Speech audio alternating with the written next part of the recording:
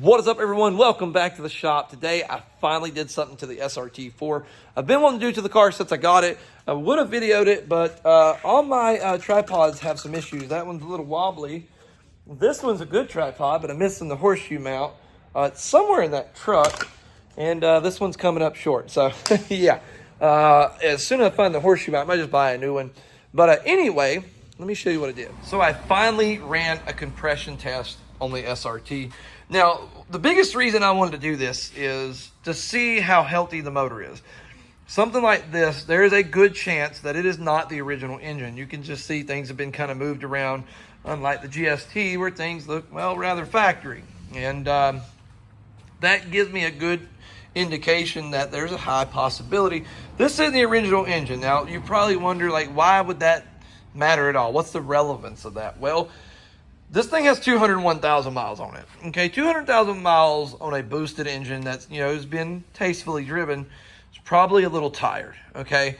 And that means we're going to have to do more work to it than I realistically want to do. I mean, I'll do it if need be, but more than I want to at this moment. I'd like to enjoy it a little bit before I start really aggressively turning wrenches on it. Well, I pulled the spark plugs out, and things are already looking pretty freaking good. So here are the spark plugs. This is cylinder 1, cylinder 2, cylinder 3, cylinder 4. I'll lay them out like that for everything. As you can see, these, compared to the GSTs, are miles better. And this right here is what I use. This is a compression tester. And what I got is pretty much 155 across the board. Some cylinders were actually a little higher. 155, I think, was about the lowest that I got. I will put the results here, starting with cylinder 1. As you see, cylinder 1's looking pretty good. I can't remember what you guys can see it. I can't. Here's cylinder number 2, pretty much very close to cylinder 1. Here's cylinder number 3. Once again, they're pretty much in line. And then the icing on the cake, cylinder number 4. I was feeling really good about it once I got to cylinder 4. That last cylinder is the one that gets you nervous because you're like, man, so far everything's great.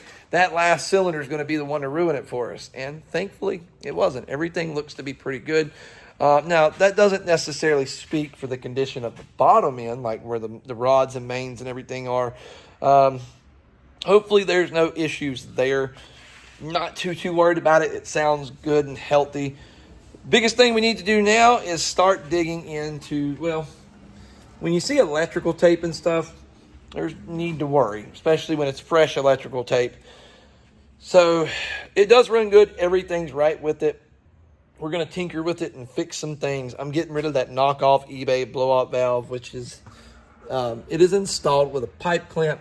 The more you look at this thing, the more you're like, oh man, this might be a bad deal. But it's not too big of a deal. Worst case scenario, we'll get another harness. Yeah, I'm feeling pretty good about it. Now, I do have some parts for this. I wasn't trying to buy a whole lot of parts for this car until I really knew the health of the engine.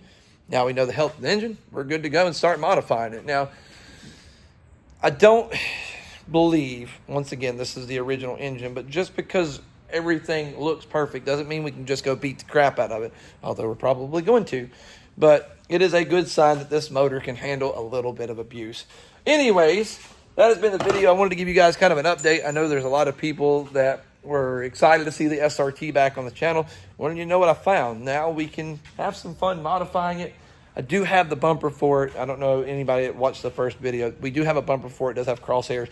It's really, really badly beat up. But we're going to deal with that at another time. Right now, not even interested in that. This thing definitely needs some help.